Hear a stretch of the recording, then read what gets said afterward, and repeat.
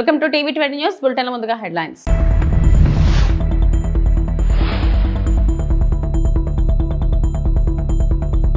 పద్నాలుగేళ్ల కల నెరవేరింది. ప్రధాని నరేంద్ర మోడీని కలిసిన హర్యానాకు చెందిన రాంపాల్ జీ.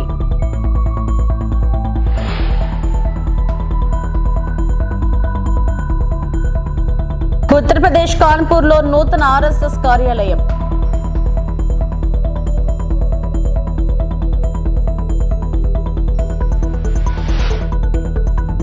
ఏపీ సచివాలయంలో రాష్ట్ర మంత్రివర్గ సమావేశం.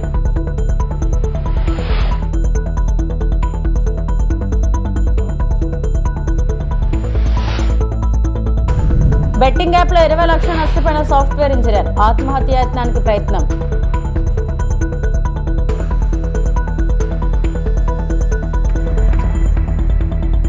ప్రధాని నరేంద్ర మోడీ హర్యానా పర్యటనలో ఆసక్తికర సన్నివేశం చోటు చేసుకుంది. ప్రధాని మోడీ కావాలని ఆయన కలిసిన తర్వాత పాదరక్షలు ధరిస్తానంటూ 14 ఏళ్ల క్రితం ప్రతినబూనిన ఓ అభిమాని కళ ఇన్నాళ్లకు పూర్తి స్థాయిలో నెరవేరింది.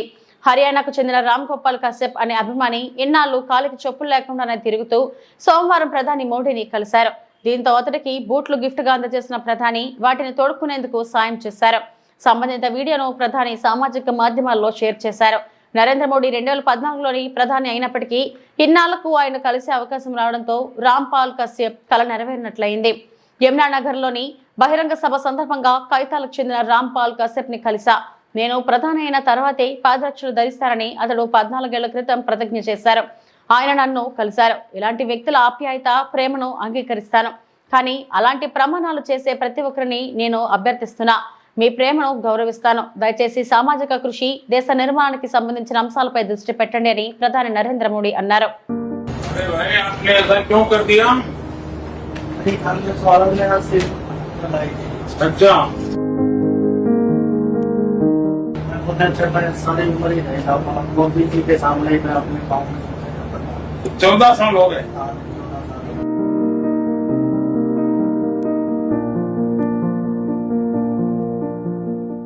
तो आज हम तुमको जूता पहना रहे हैं, लेकिन बाद में फिर कभी ऐसा करना नहीं है, कभी नहीं। काम करना चाहिए, ऐसा क्यों कर रहे हो? अपने आप को करते रहो।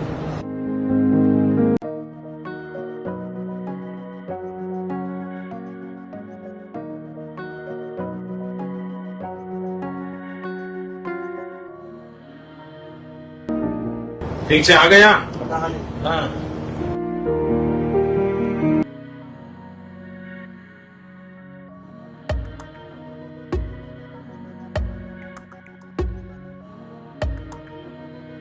जूते पहनते रहना है।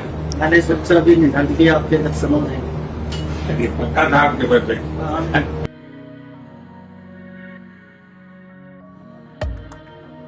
ఉత్తరప్రదేశ్ కాన్పూర్ లో కొత్త ఆర్ఎస్ఎస్ కార్యాలయం. కేశవ భవన్ ను రాష్ట్రీయ స్వయం సేవక్ సంఘం sir సంచాలక్ doctor Mohan Bhagwat G ప్రారంభించారు.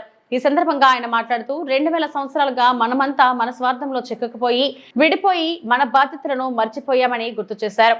అయితే ఆక్రమణదారులు మాత్రం ఆ అవకాశాన్ని వినియోగించుకొని దాని ప్రయోజనాలను పొందారని అన్నారు. उसका कारण स्वाभाविक है. केशव स्मृति समिति के भवन में आज संघ कार्यालय का लोकार्पण हो रहा है. संघ का काम केवल संघ का काम नहीं है, वो वास्तव में समाज का काम है. पूरे समाज को ये काम करना चाहिए, अपने स्वयं के लिए, अपने देश के लिए, समाज के एक एक व्यक्ति और परिवार के लिए. दुनिया में कहीं भी किसी भी देश में समाज जब इस काम को करता है तब उसका प्रत्येक व्यक्ति, प्रत्येक परिवार सुखी होता है. समाज के नाते समाज भी सुखी, प्रतिष्ठित, सुरक्षित होता है और उस समाज के कारण विश्व भी लाभान्वित होता है. अपने समाज में पिछले 2000 वर्षों से जो आत्मविस्मृति आई, उसके कारण हम आपसी स्वार्थों में उलझ गए, भेद पैदा हुए, अधिकाधिक भेदों की खाइयां चौड़ी होती चली गई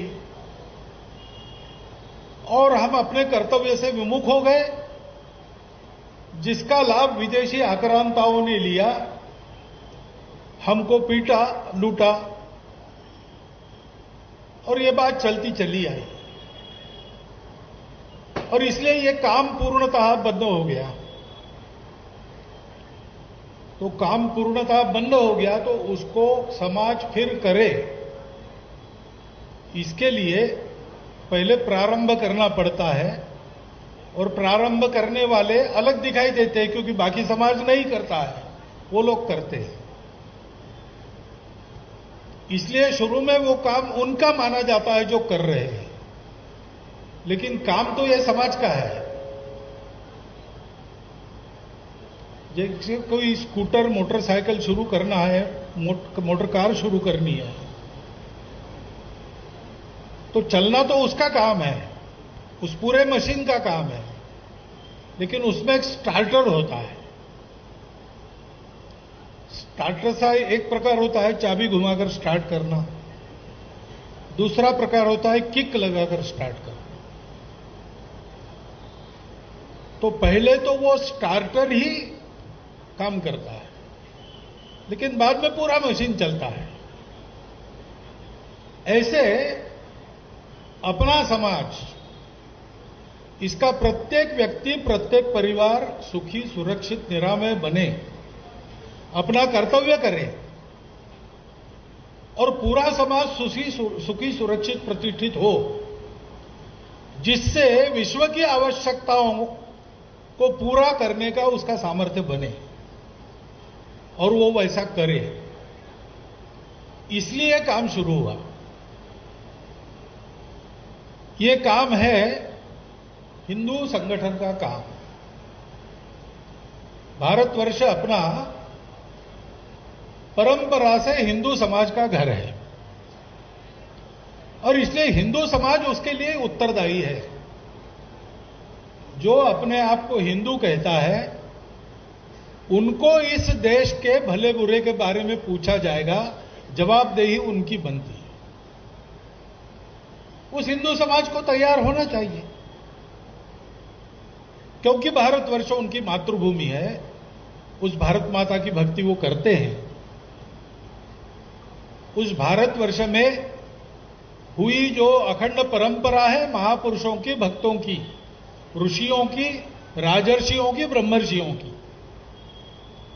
उस परंपरा के अपने आप को वंशज कहलाते हैं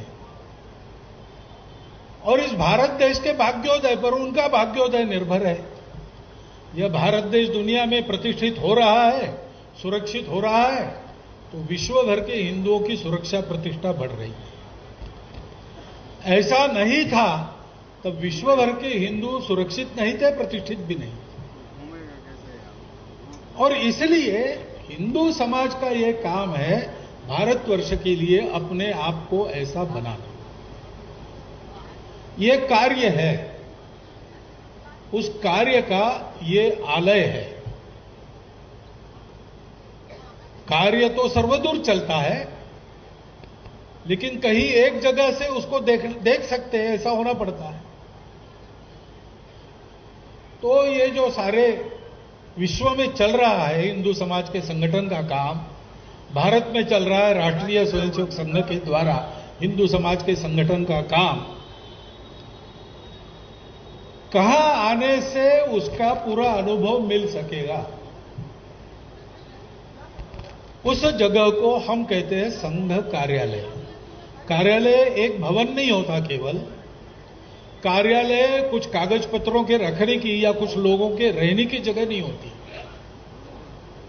वहां पर సంఘ ఘనీభూత అనుభవం. ముఖ్యమంత్రి చంద్రబాబు అధ్యక్షతన వెలగపూడి సచివాలయంలో మంగళవారం మంత్రివర్గ సమావేశం జరిగింది. ఈ సమావేశంలో పలు కీలక అంశాలపై చర్చ జరిగింది. సిఆర్డీఏ 46వ అథారిటీ సమావేశంలో ఆమోదించిన అంశాలకు మంత్రిమండలి ఆమోదం తెలిపింది. అమరావతి నిర్మాణం కోసం అవసరమైన నిధులు సమీకరించుకునేందుకు సిఆర్డీఏ కమిషనర్ కు అనుమతి ఇస్తూ కేబినెట్ లో నిర్ణయం తీసుకుంది.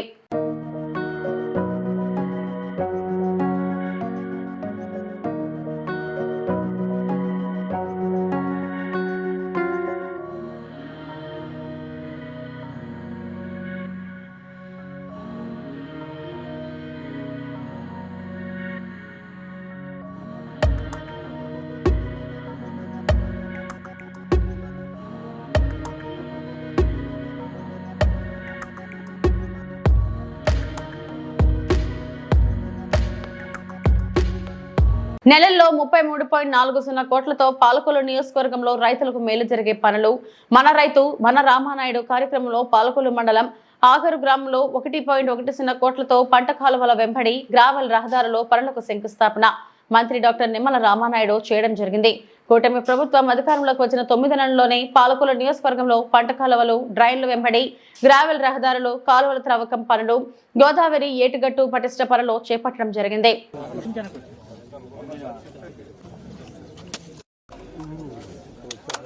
రామానాయుడు అనేటువంటి ఒక కార్యక్రమంలో అంటే మన నియోజకవర్గంలో ఉన్నటువంటి రైతాంగానికి ఏ కష్టము ఏ ఇబ్బంది లేకుండా చేయాలనేటువంటి ఉద్దేశంతో ఒక రైతు బిడ్డగా ఒక రైతు వేదిక అధ్యక్షుడిగా గతంలో రైతుల తరపున చేసినటువంటి పోరాటం కానీ ఇవన్నీ కూడా స్ఫూర్తితో ఎన్నోసార్లు నీళ్లు లేక ఈ కాలువగట్ల మీద ఈ యొక్క ఏదైతే డ్రైన్స్ మీద పాదయాత్రలు చేసినటువంటి పరిస్థితి కూడా మీ అందరికీ తెలుసు.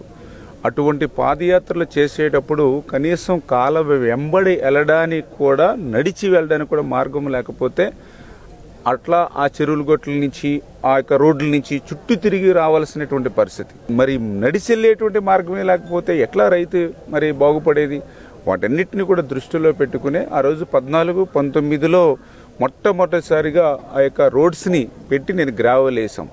మరి మళ్ళీ 19-24లో ఎక్కడైనా సరే మరొక్కసారి అడుగుతూ ఉన్నా, నా నియోజకవర్గంలో ఎక్కడైనా సరే మళ్ళీ ఒక్క తట్ట కంకర ఏ కాలువ రోడ్డు మీదనే ఏ డ్రైన్ రోడ్డు మీదనే వేసారా? మరి ఆ రోజు నేను 14-19లో చేయడమే తప్ప 19-24లో ఎక్కడ ఒక్క రూపాయి పని చేయలేదు, ఒక తట్ట మట్టి పని చేయలేదు రైతుకి. మళ్ళీ ఈరోజు నేను అధికారంలోకి వచ్చాను. మళ్ళీ దగ్గర ఇప్పటికీ మళ్ళీ రైతాంగానికి సంబంధించి మరి ఈ రోజు వరకు చూసినట్లయితే మళ్ళీ దగ్గర 32-33 కోట్లు అంటే ఇప్పటి వరకు శంకుస్థాపనలు చేసిన రోడ్లు ఇంకా దగ్గర ఇంకా 60-70 వరకు ఇంకా మేము శంకుస్థాపనలు చేయాలి. అంటే మరి ఆ రోజు మేము చేసాం. మళ్ళీ ఈ రోజు మళ్ళీ రైతుని దృష్టిలో పెట్టుకుని మీరు కూడా చూస్తున్నారు పాత్రికేయ మిత్రులు, ఈ రోడ్లు కూడా మీరు ఎప్పుడు చూడలేదు. ఈ దారులు అన్నీ కూడా మీకు కూడా కొత్తగా ఉన్నాయి. అంటే ఇట్లా మారుమూల ఎదిగి రైతాంగానికి ఉపయోగపడే పనులు మేము చేస్తూ ఉన్నాం. అందుకనే నేను కూడా ఎప్పుడు కూడా ప్రజలకు కానీ మా నియోజకవర్గ ప్రజలు కూడా చెప్తూ ఉన్నా, ఏదైతే ఈవేళ వైఎస్ఆర్సీపీ ఎవరైతే మరి ఉన్నారో మరి వాళ్ళ అధికారం ఉన్నంతసేపు కూడా ఒక రౌడీయిజంగాను, ఒక గోండాయిజంగాను, ఒక పోలీస్ కేసులు అక్రమంగా పెట్టడం మీదనో అధికారాన్ని అనుభవించడం మీదనో దృష్టి పెట్టారు తప్ప ఇట్లాంటి ప్రజలకు సంబంధించినటువంటి పనులు చేయడంలో ఎక్కడ దృష్టి పెట్టలా.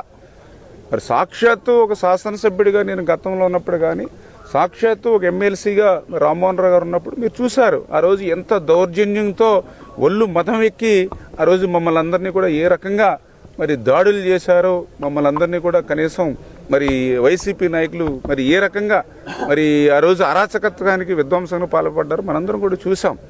మరి ప్రతి ఇట్లానే మేము ఇప్పుడు కూడా చూసాం, ఏదైతే ఫ్లెక్స్లు చింపేయడం అంటే కులాల మధ్య చిచ్చు పెట్టాలని, లేకపోతే మనం ఇంకా శంకుస్థాపనలు చేయకుండానే దెమ్మలను బద్దలు కొట్టేయడం, అంటే గంజాయి బ్యాచ్ కింద తయారైంది వైసీపీ బ్యాచ్ అంతా కూడా. గంజాయి తాగిన తర్వాత వాళ్ళకి ఏం చేయాలో తెలియనటువంటి స్థితిలోకి వెళ్ళిపోయారు వీళ్ళంతా కూడా. అటువంటి స్థితిలో మొన్నగాక ఏమన్నా చూసాం, ఇన్ని అభివృద్ధి కార్యక్రమాలు చేస్తుంటే దిమ్మల బద్దలు కొడుతూ ఉన్నారు. నీకు ఓపుకుంటే నువ్వు కూడా అధికారం ఇచ్చినప్పుడు పని చేయాలి. ఈవేళ ఇటువంటి కార్యక్రమాలు పెట్టుకుని ఫ్లెక్స్లు చింపుకుని లేకపోతే దిమ్మలు పడగొట్టి ఇట్లాంటి పైశాచిక ఆనందం పొందేటువంటి వాళ్ళు ఈ సమాజానికి హానికరం. అందుకని నేను కూడా ఎప్పుడు చెప్తూ ఉన్నప్పుడు మనకి సిగరెట్ ప్యాకెట్ మీద కూడా ఉంటుంది పొగ తాగుట ఆరోగ్యానికి హానికరం అని. అంటే ఆ రకంగా ఈ వైసీపీ నాయకులు కూడా ఈ సమాజానికి హానికరం. ఎందుకు మీకు రాజకీయాలు అవసరం లేనటువంటి వ్యక్తులు మీరందరూ కూడా, ప్రజలకి కష్టాలు నష్టాలు తెచ్చేటువంటి వ్యక్తులు మీరందరూ కూడా. ఎందుకంటే ప్రజలు కూడా వీళ్ళ పట్ల జాగ్రత్తగా ఉండాలి. ఇటువంటి గోండాయిజం రౌడీయిజం చేసేటువంటి నాయకులు రాజకీయ ముసుగులో నేరస్తులు వీళ్ళందరూ కూడా.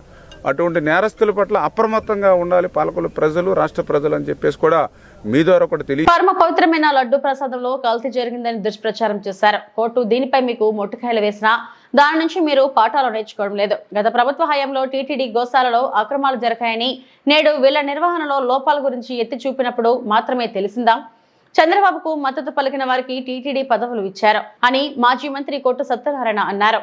కూడా ఆలయ ప్రసాదం ఎంతో పవిత్రమైనటువంటి ప్రసాదంలో జంతువుల అవశేషాలు, జంతువులు కొవ్వు కలిసిందని, పశువులు కొవ్వు కలిసిందని, పంది కొవ్వు కలిసిందని రకరకాలుగా వేస్తే చివరికి సుప్రీంకోర్టు ముట్టికాయలు వేసినా కూడా మీకు ఎక్కడ బుద్ధి రాలా. ఇది ఈ సుప్రీంకోర్టు దీని మీద ముట్టుకాయలు వేసింది. ప్రపంచంలో ఉన్న శ్రీవారి భక్తులందరూ కూడా చూశారు. అయినా కూడా వాళ్ళకి కూడా మీరు పాఠాలు నేర్చుకునే పరిస్థితి కనీసం ప్రయత్నం కూడా చేయట్లా. ఇవాళ వైఎస్ఆర్సీపీ ప్రభుత్వంలో గోశాలలో అక్రమాలు జరిగినాయని ఇవాళ టీటీడీ యువో ప్రెస్ మీట్లో పెట్టి చెప్తున్నాడంటే మరి సంవత్సరం నుంచి ఏం చేస్తున్నట్టు ఈయన? ఇవాళ గోశాలలో జరుగుతున్న అక్కడ నిర్వహణలో లోపాలు ఎత్తి చూపెడితే అప్పుడు మీకు గుర్తొచ్చిందా? మరి మీరు ఒక కార్యనిర్వహణాధికారిగా అక్కడ ఏదన్నా తప్పు జరిగి ఉంటే ఈ 11 నెలల నుంచి సంవత్సరం నుంచి మరి ఎందుకు మీరు ఎత్తు చూపించలేకపోయారు?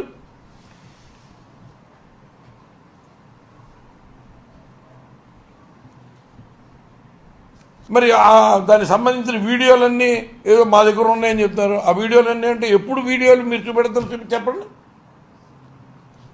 చేయని తప్పులు కూడా తప్పులు చేసినట్టుగా అక్కడున్న ఎవరితో ఫిర్యాదులు ఇప్పించి కేసులు పెట్టి వేధించాలన్న ఒక పాలసీని మరి ఇప్పుడున్న ప్రభుత్వం చంద్రబాబు నాయుడు గారు కానీ ఇంకా అందరూ కూడా ఈ కూటమి ప్రభుత్వం ఈ సంవత్సర కాలంగా చేస్తున్న కార్యక్రమం అదే. ఎవరైనా వ్యతిరేకంగా వాళ్ళకి వ్యతిరేకంగా ఉన్నా, వాళ్ళు చేసిన తప్పులు ఎత్తి చూపించినా, ఆ ప్రభుత్వంలో జరుగుతున్న అన్యాయాన్ని ఎత్తి చూపించినా వాళ్ళ మీద ఇమీడియట్గా ఎవరొకరితో పెట్టి కేసులు పెట్టించడం, దాని మీద ఇబ్బంది పెట్టడం ఇదే జరుగుతూ ఉంది. అంటే మీరు తప్పు చేశారన్నది ఎవడు అడగకూడదన్నది మీ పాలసీయా? మీరు అధికార దుర్వినియోగానికి పాల్పడి అది మరి పాల్పడినప్పటికీ కూడా అది అధికార దుర్వినియోగం జరిగిందంటే వాళ్ళ మీద ఫిర్యాదులు పెట్టి చేయిస్తున్నారు.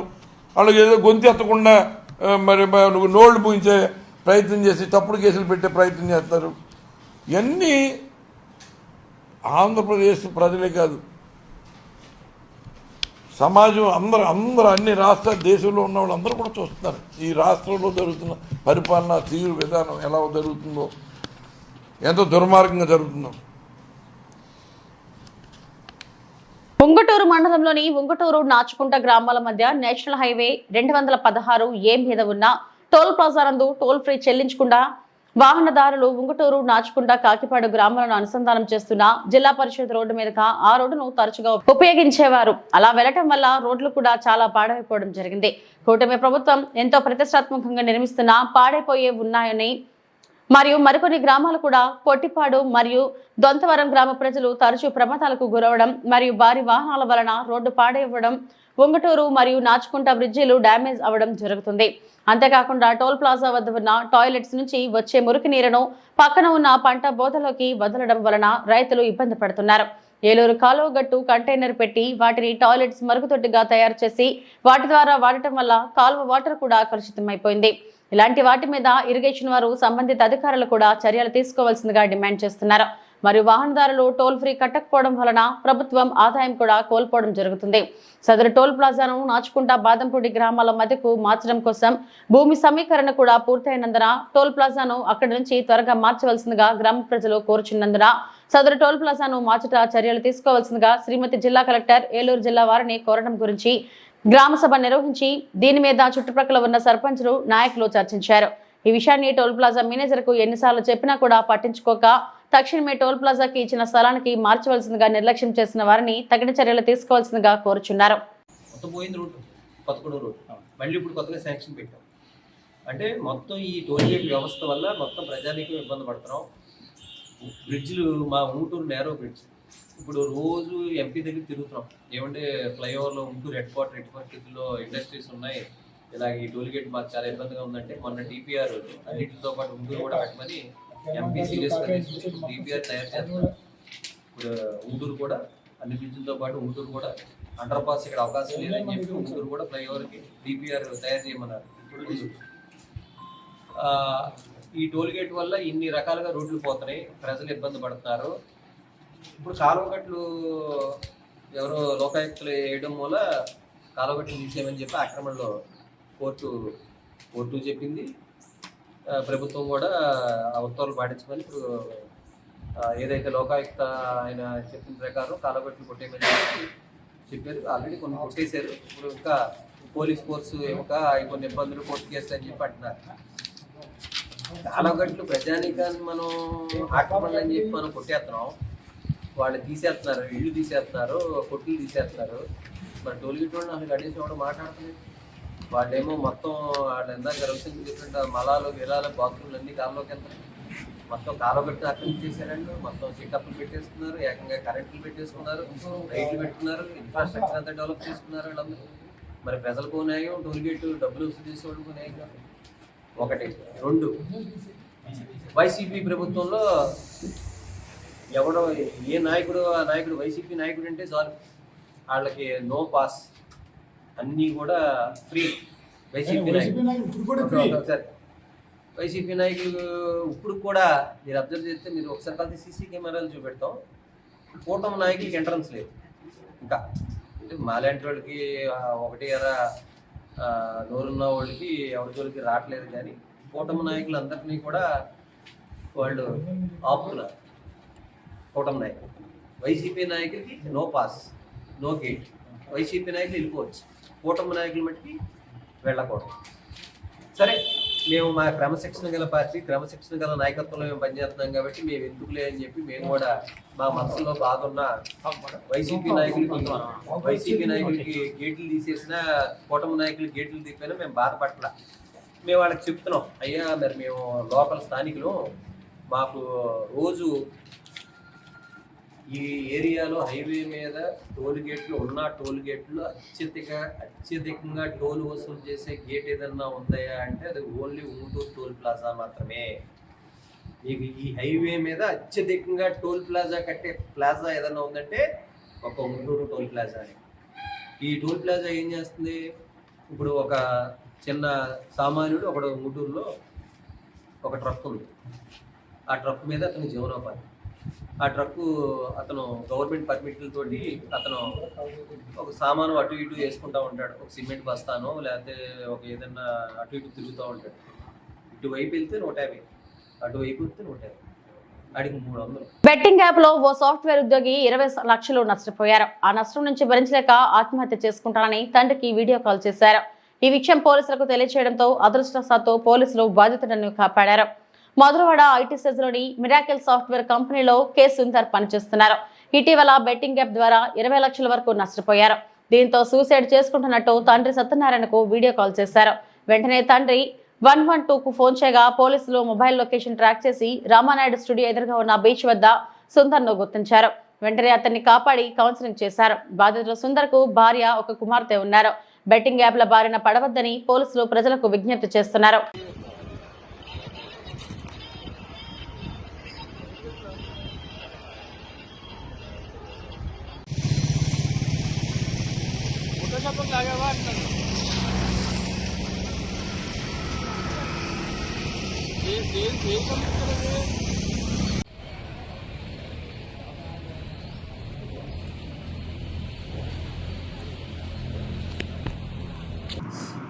డాడీ నన్ను క్షమించు. ఇంక నా వల్ల అవ్వట్లేదు, నేను బతకాలని లేదు. నాకు ఎంతో క్లియర్ చేసావు కానీ నేను మారట్లేదు. నా వల్ల కాదు, నీ ముఖం చూపించలేకపోతున్నాను. నా వల్ల అవ్వట్లేదు. ఎంతో కష్టపడుతున్నాను అప్పులు క్లియర్ చేయడానికి, కానీ అవ్వట్లేదు. పెరిగిపోతుంది రోజు రోజుకి. 21 లక్షలు అప్పు అయిపోయింది. నా వల్ల స్మైలీని బాగా చూసుకోదానికి ఏమి తెలియదు. చూస్తున్నా వల్ల అవ్వట్లేదు. నా ఫోన్ అవ్వకపోతే ఇక్కడ బీచ్ రోడ్లో ఎత్తుక్కోని నా వల్ల అవ్వట్లేదు.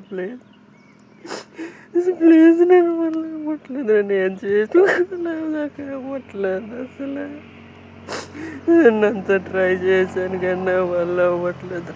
నేను ఏం చేయలేను అమ్మా. అసలు నా వల్ల అవ్వట్లేదు. అసలు నాకు చచ్చిపోవాలని ఉంది. నా వల్ల అందరూ ఇబ్బంది పడిపోతున్నారు. నా వల్ల నేనే ఎంత తప్పు చేశాను. అసలు ఎంత క్లియర్ చేసినా సరే నేను అసలు మారట్లేదు. నేను ఏం చేస్తున్నానో కూడా తెలియట్లేదు నాకు. నా వల్ల మీరందరూ ఇబ్బంది పడిపోతున్నారు. అసలు పాపం దానికి ఏమి తెలియదు. బాగా పెంచండి. ఇవి ఇప్పటివరకు నా బులెటిన్ అప్డేట్స్. నమస్తే.